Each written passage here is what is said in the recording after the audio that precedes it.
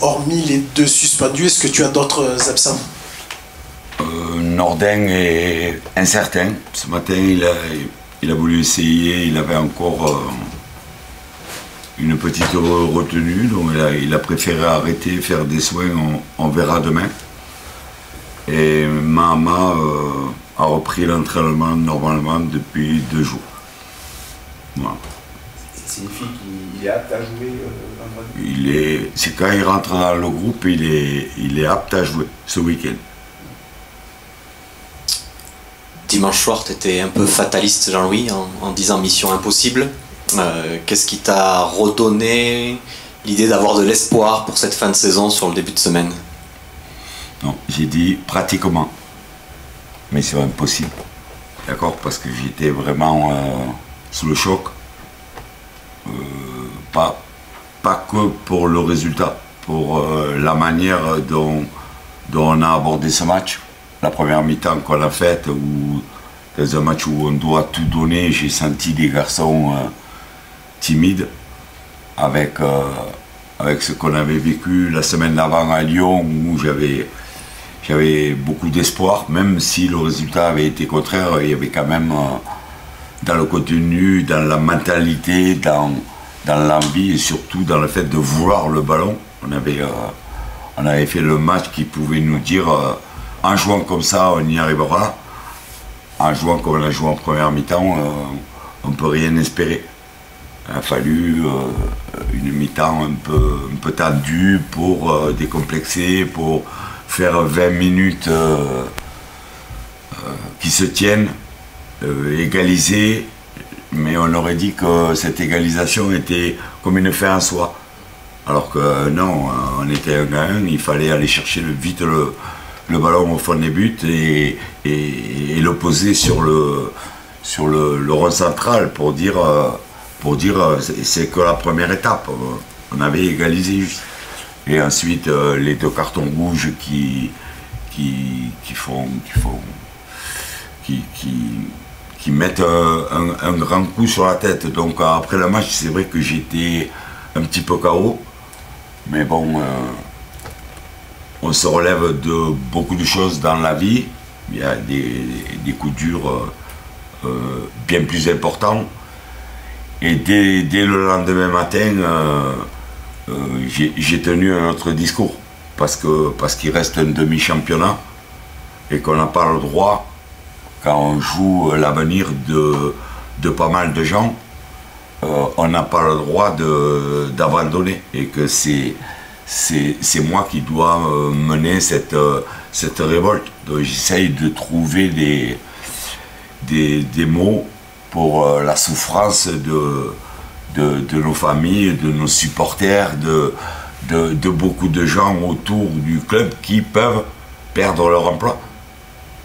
Donc à partir de maintenant, vu qu'on est dos au mur, il faut qu'on joue les matchs à 100%, mais qu'on ne calcule plus comme on a fait en première mi-temps, où on attend quelque chose alors qu'il ne faut rien attendre. Il faut rentrer dedans, jouer le match à fond, et après le résultat sera le résultat. Voilà le discours. Comment tu expliques justement ce double visage? Est-ce que c'est ce groupe qui est comme ça. Ce groupe est comme ça, où on est capable de faire... quand on a l'impression qu'on tient quelque chose, la semaine d'après on ne le tient plus. J'avais l'impression que la Mosson, vu les réactions contre Brest, contre Lille, contre Nice, où on était toujours mené au score et qu'on avait cette révolte-là, j'ai dit, bon, ça on le tient. Quand vous jouez le match à l'extérieur, comme à Lyon, vous dites on avance. J'avais cette impression-là, et là, patatras. Patatras. Donc, il ne faut jamais... il n'y a pas d'acquis. Voilà, il n'y a pas d'acquis avec ce groupe. Il faut toujours être dedans et être le berger et le chien en même temps, parce qu'ils ont besoin de ça. Est-ce que c'est une question de mental ou de confiance? C'est pas d'aujourd'hui. C'est pas d'aujourd'hui. Quand vous regardez tous les voyants, on prend des buts, on marque pas beaucoup de buts, on prend pas un point à l'extérieur. Bon, mais comment on renverse ça? C'est en faisant des belles prestations, c'est en travaillant l'efficacité. Vous étiez encore à la séance, on ne fait que ça, de travailler l'efficacité. Et après, c'est d'être là le jour J. Le jour J, voilà, on joue Monaco, on connaît Monaco, on sait que Monaco c'est l'étage dessus, mais il faut qu'on joue avec tous nos atouts, toutes nos armes, et qu'à la fin du match, on n'ait rien à se reprocher. Alors que là c'est pas le cas. Avant le match de dimanche contre Angers, tu avais beaucoup insisté sur le résultat, sur le fait qu'il fallait faire un résultat. Est-ce que ça veut dire que maintenant tu veux te placer sur le curseur du contenu, tu dis faire des matchs à 100%, etc., pour amener le résultat et peut-être pour éviter on a senti ce stress en première mi-temps? Le contenu, c'est une chose. À Lyon, je suis content du contenu. On a l'occasion de mener 1-0, mais on perd à la dernière sur un but gag. Le contenu, au jour d'aujourd'hui, non, c'est les points qui vont compter. On est plus qu'en urgence de points. Mais comme j'ai dit, joueurs, si on avait battu Angers, il nous aurait fallu gagner un match sur 3. Mais là, maintenant, puisque l'écart s'est agrandi, il va nous falloir gagner un match sur 2.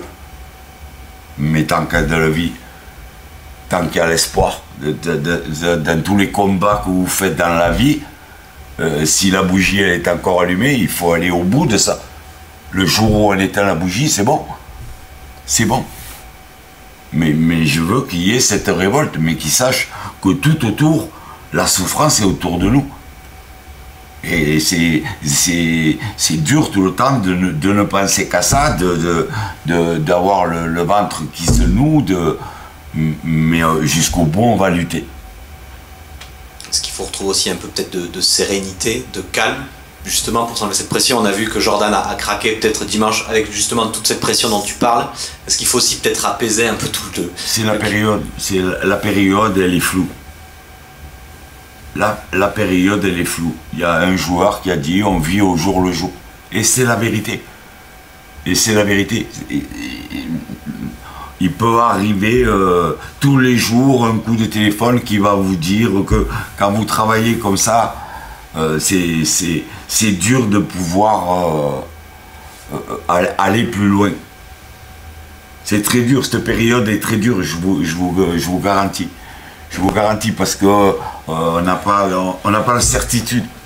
On n'a pas de certitude sur ce qui peut arriver et ça va être ça jusqu'au 3 février. D'accord? Donc là, on va faire la meilleure équipe possible avec les meilleurs joueurs possibles, mais concernés. Et tout donner sur chaque match. Dans un contexte difficile, il va falloir beaucoup de courage, mais il faut de la dignité. Je veux de la dignité. Je veux que les gens à la fin du match soient morts et qu'ils aient tout donné. Tout donné, pas comme on a fait là. Là, on a cette frustration, d'où la déception. D'où la déception. Depuis que tu es arrivé, vous êtes plutôt à l'aise contre les grosses équipes. Est-ce que ça peut être une bonne nouvelle pour jouer Monaco? J'en sais rien. Je vous dis que chaque fois que vous avez la sensation de tenir quelque chose, ça vous échappe à nouveau. On fait un coup oui, un coup non, un coup pas mal, un coup... Donc on dit ça y est, c'est bon, on avance, et tout d'un coup, patatrac. Donc on vit au jour le jour, ils ont raison. Ils ont raison, on vit au jour le jour, ok, je vais me mettre à leur mode, mais vendredi, il y a 3 points à prendre contre une équipe Champions League. On va tout donner. Depuis le début de la semaine, est-ce que tu as essayé de rencontrer les cadres pour essayer justement de remobiliser cette équipe? Non, non, non. C'est un groupe que je parle, c'est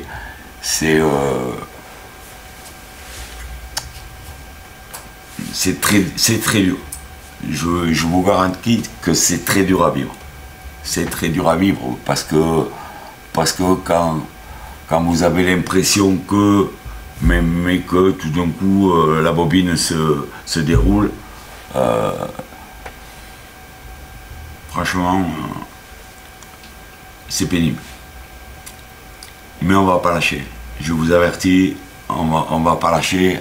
Il y a trop d'enjeux, il y a trop de choses qui militent là autour de ce club. C'est vrai que c'est le flou artistique, c'est vrai, mais quand on a un match à faire, il nous reste un demi-championnat, il y a 51 points en jeu et on va abandonner. Non, c'est pas dans la maison ça. C'est pas dans la maison, on a encore un espoir, on va tout donner pour. Une question. J'en ai deux, non, j'en pose qu'une. Allez. Vous attendiez quand même une mission aussi difficile en arrivant, parce que quand vous avez senti fatigué, épuisé après votre passage à Marseille, est-ce que vous attendiez à une mission aussi compliquée? Et la deuxième, c'était pour Birama Touré et Koulibaly, qu'on ne voit plus dans le groupe depuis plusieurs semaines, s'il y a un problème avec ces deux joueurs. Toutes les missions sont compliquées. Toutes les missions, quand vous prenez un cours, vous avez des idées sur le football, mais c'est un groupe que vous n'avez pas construit. Et il faut vous adapter au groupe que vous n'avez pas construit. D'accord ? Il y a eu des périodes où en arrivant, on pouvait améliorer l'équipe par un mercato, par des connaissances. Là, c'est pas possible. Là, c'est pas possible. Mais je le savais avant. Donc, il fallait soit récupérer les blessés. Et c'est pour ça que quand je vois Kouyaté qui joue 12 minutes et qui prend rouge, après la blessure de Maximovic, vous vous dites, petit à petit, c'est pas possible.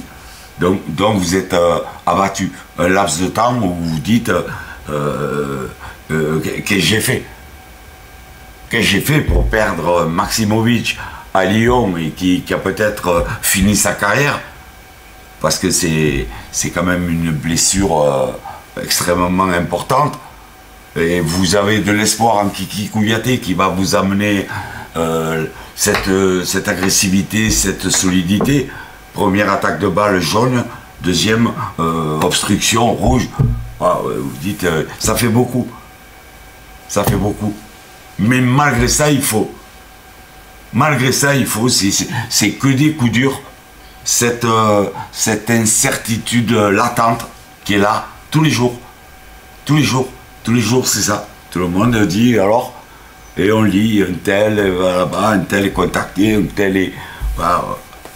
C'est dur de se concentrer sur le sujet pour eux, parce qu'il y en a qui ont peut-être une valise de prête au cas où, et pour nous qui ne savons pas trop sur quel pied danser. Mais malgré ça, on va faire une équipe et on va tout donner contre Monaco.